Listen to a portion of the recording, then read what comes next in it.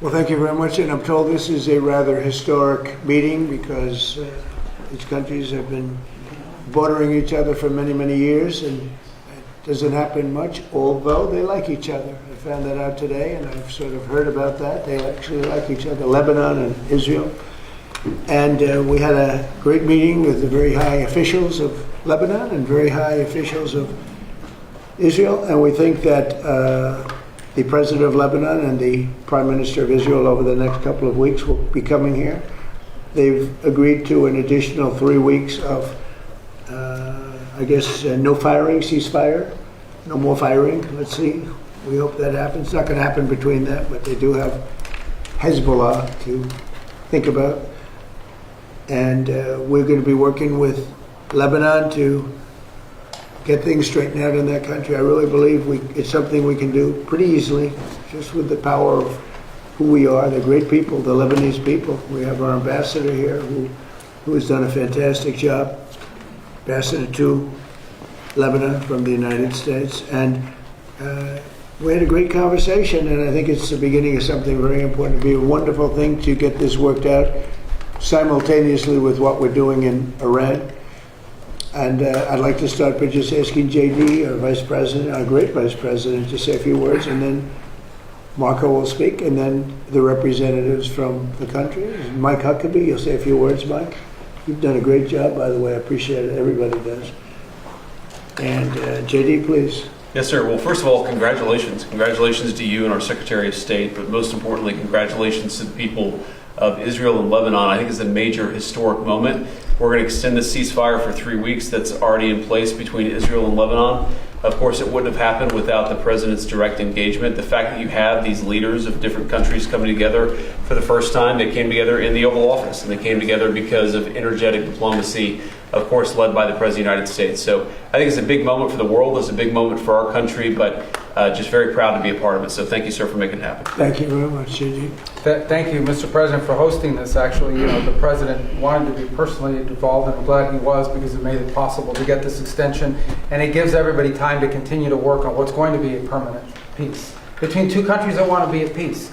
Both are victimized by the same terrorist organization, a terrorist organization that no doubt has victimized Israel, but has also victimized the people of Lebanon. The people of Lebanon deserve to live in a country that's peaceful and prosperous. They have an opportunity to do that. They have a history of that. And what's standing in the way is an organization that operates, a terrorist organization that operates within their national territory that threat needs to be eliminated. And so thank you, Mr. President, for this gathering today and for convening it and being a key part of it. And it buys us time to continue to work. I'm very optimistic that in a few weeks we'll be even closer to the kind of permanent peace that the people of Israel and Lebanon deserve. Thank you very much. Michelle, please. Well, I would like to thank the President, the Vice President, and Secretary to make this historical meeting today that bring two countries that they've never been next to each other more than today in a way. This is 60, 70 years in the making, and today is really the historical day. Thank you, Mr. President, Vice President, Secretary, and I'm going to keep going, working for a peace that hopefully we'll get it as soon as possible. Thank you. You're a very successful man.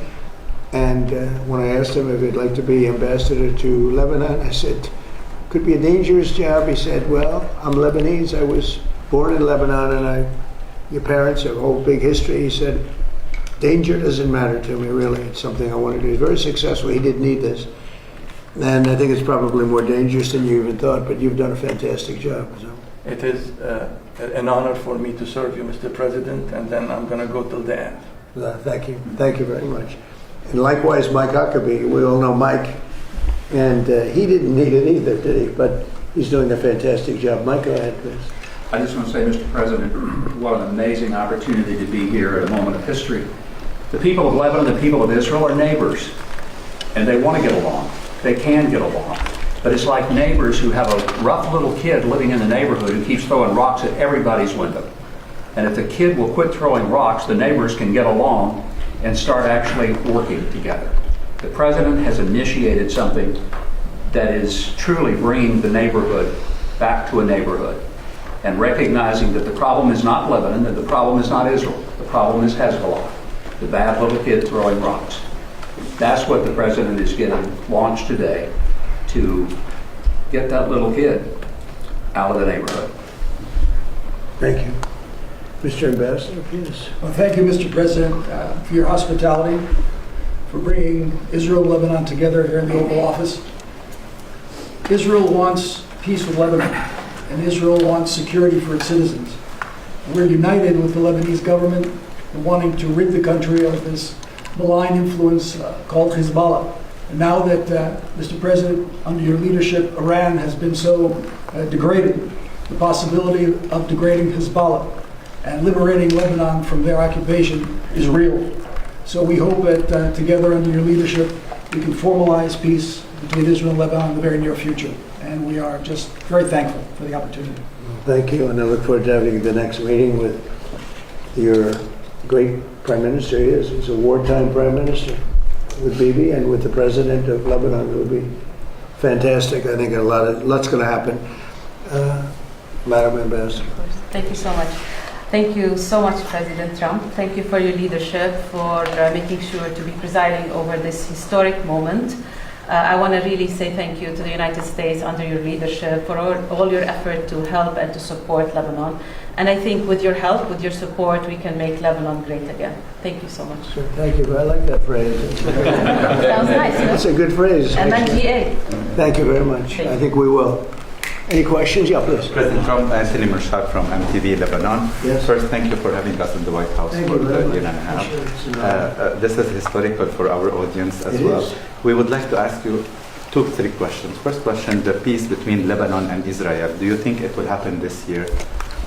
I think there's a great chance. I mean, you know, they're friends about the same things and they're enemies on the same things, and it has to do with, I guess you could say, a couple of countries, but certainly it's, if you look at Hezbollah, that's where everybody seems to be united against them. So they are both very united in that way. You know? I think there's a very good chance of having peace. I think it should be an easy one. Relative to some of the things we're working on, it should be an easy one. But it's been so many years because nobody focused on it. But Lebanon was a great country. It was a beautiful country, smart people, very brilliant people, doctors, professors, economists, some of the smartest people on the planet. But it got torn apart by different factions and nothing having to do with them, outside factors. So I think it can be brought back pretty quickly. And when do you think our president will meet Netanyahu here at the White House? I think we'll do it during this period of time, during the 3-week period, ideally. I'd like to suggest over the 3-week ceasefire. Right? If you can do that, we're here. We're doing it in the Oval Office. And regarding Hezbollah, he's not responding to our government. He's doing whatever he wants. What do you say for Hezbollah? And do you Israel has to, military? we're just talking about it. Israel is going to have to defend itself if they're shot at, and they will. I would never say that they can't. It would be nice if they wouldn't have to bother with that, but if something happens, they're going to have to defend themselves, as you know. But they're going to do it carefully, and they're going to be surgical as opposed to beyond surgical. And there's a lot they can do, but Israel is going to have to defend itself. And regarding our Lebanese speaker, Nabil Berri reportedly told Prince Yazid bin Farhan that Lebanon will not move forward with peace unless Saudi Arabia is involved. What is your reaction to that statement, and do you believe Saudi Arabia must play a central role in a potential Lebanon-Israel peace process? Well, Saudi Arabia is great, and they have a great leader. And I think that they'd be very happy with this. I haven't spoken to them, I will. This happened very quickly. But Saudi Arabia is going to be, they're great people, a great place, incredible place. I know it very well. But I know the leader very well, and he'd want to see something like this happen. He's a tremendous guy. Yeah? Sir, and make Lebanon great again. This is our slogan on MTV Lebanon. Make America great again, and make Lebanon great again is our slogan on MTV Lebanon. That all the Lebanese and our audience are putting hope on you, Mr. President. Make Lebanon great again. Make Lebanon great again. It's a good slogan. It worked for here. I think it's maybe the greatest political slogan in the history of the world. Make America great again. But we're great now, so I will never say that we won't use that slogan, MAGA. But we have another one, America is back. Where's that at? Does anybody have a look? No, yeah, that's the old one, and then show them the new one. And we're never changing MAGA. I don't have the courage to change MAGA. Make America great again. But, you know, we're great now. We're the hottest country anywhere in the world. We're the most powerful country in the world by far. And we suffered years of abuse by people that were grossly incompetent, like Biden, like Obama. Obama was incompetent. He was a great divider. And we're a great country again. We're respected all over the world. That's why this happened so fast. I mean, it can happen fast. Thank you. Sir, the funding that Hezbollah gets from Iran, is Iran going to have to cut that off to do a deal with you? Yeah, they'll have to cut that That's off. a must for you. Yeah, sure. That's a must, yeah. Mr. President, apparently there was a special forces soldier who was involved in the capture of Venezuelan President Maduro, who was arrested by federal authorities today on suspicion of insider trading and betting on Polymarket. Are you concerned that federal employees are betting on these prediction markets and potentially getting rich? Well, I don't know about it, but was he betting that they would get him or they wouldn't get him? It sounds like he was betting on his removal from office, that Maduro would be removed. It sounds like he was involved in the operation. That's like Pete Rose betting on his own team. It's a little like Pete Rose. Pete Rose, they kept him out of the Hall of Fame because he bet on his own team. Now, if he bet against his team, that would be no good, but he bet on his own team. I'll look into it, yeah. There are also bets that are being placed as well on the Iran conflict, too, and there have been some trackings where people suspect that there's insider trading happening on these prediction markets around the war. Are you concerned about that? The whole world, unfortunately, has become somewhat of a casino. And you look at what's going on all over the world, in Europe and every place they're doing these betting things. I was never much in favor of it. I don't like it conceptually, but it is what it is. No, I think that I'm not happy with any of that stuff, but they have all these different sites. They have predictive markets. It's a crazy world. It's a much different world than it was. Please. We talked about the Fed's renovation. Can someone other than the Justice Department find out the things you said you wanted to learn? Well, good. I mean, look, it's pretty easy. When you look with Jerome Too Late Pell, I have a real problem because he should have been lowering interest rates a long time ago. And despite that, we fought through it, and we have the greatest economy we've ever had. You take a look. I mean, I don't know what the market is today, but we've broken every record over the last few days. And this is during a military operation or war, whatever you want to call it. It makes no difference as far as I'm concerned. But we have this unbelievable economy. The S&P has a new record. The Dow is right at a new record. We already broke the record with the Dow. People said it wouldn't happen in 4 years. They said in 4 years it won't be able to be possible to break 50,000. And we broke it with the Dow. And I'm actually a little bit surprised that we're breaking it constantly, even now, during this conflict. Because when we broke it, I called a lot of the people here. I called JD, I called Marco, I called Howard, I called Scott. I said, I hate to tell you fellas, but we have to do a little bit of a detour. We have to go to Iran and make sure they don't have a nuclear weapon. We had just broken every financial record. And the amazing thing is we continue to break them even during the war. Now, fuel went up, but I thought it would have gone up much more. And a lot of ships are coming to the United States, and they're using the United States instead of the Hormuz Strait. Amazing things are happening. Our country is amazing. You know, we don't have an oil shortage. We drill, baby, drill. We are right now producing more oil than Saudi Arabia and Russia combined. Did you know that? More, and in about a year from now, we'll be doing double the level. And Venezuela has been fantastic. We have a great relationship with that country and with the people that are running the country.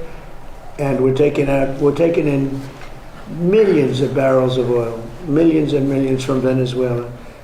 It's been a great experience, to be honest with you, and they're doing a very good job, and they have our backing. Okay? Mr. President, you said that Can you just clarify again what exactly? Here we go. Listen to this. No. Just because the world is watching. Just clarify. Here we go. Here's his bomb. What have the two sides agreed to here? A 3-week ceasefire with the hope that the leaders come and meet? Yeah, 3 weeks. And the leaders will most likely be coming here during that time. And I think when they do, that's a very historic meeting. They haven't met for many, many years, as I understand it. They've never met. Think of that. They're next to each other. They're great people, and they've never met. This should be an easy one. Okay, good question. Thank you for clarifying. Thank you. Just wanted to clarify. The Lebanese law, we can't communicate with Israel.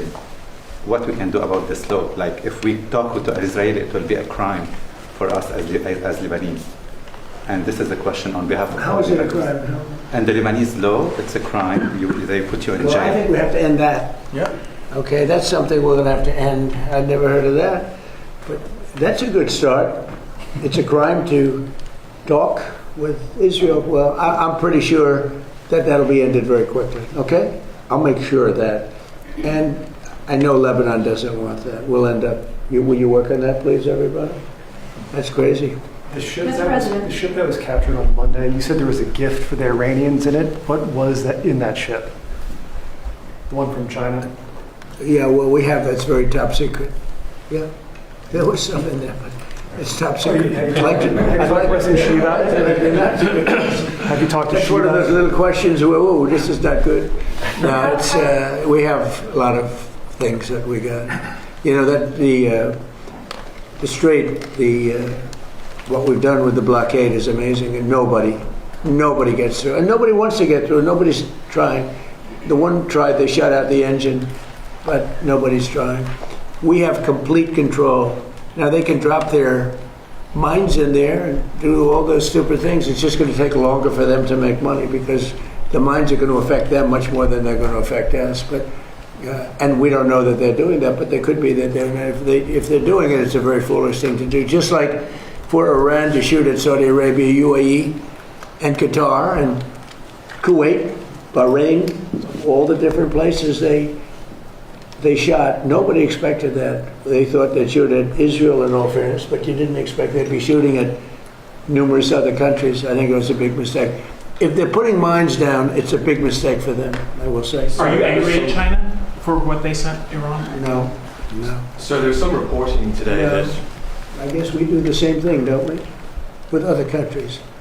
You know, it's like one of those things, but nothing that it wasn't earth-shaking. Yeah. there's some reporting today, sir, that you tend to invite Vladimir Putin to the G20 in Miami. Is that the case? No, but if he came, it would be probably very helpful.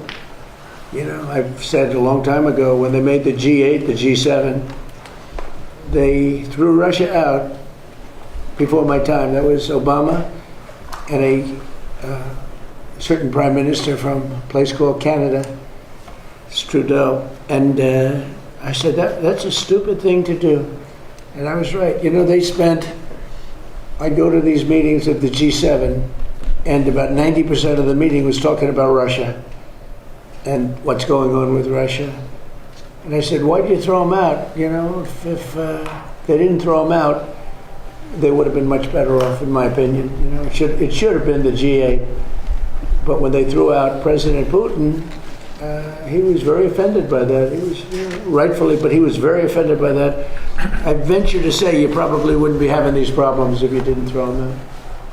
Right? So he's not coming to the G20, as far as you're Not that I concerned? know of, but Because there are senior administration officials being quoted in news reports this afternoon that says the Russians are being invited to at least ministerial meetings. You're saying being invited as opposed to coming. I don't know of the invitation, but if he were invited, I don't know. Would you like to Hey, come? I'm of the opinion that you talk to everybody.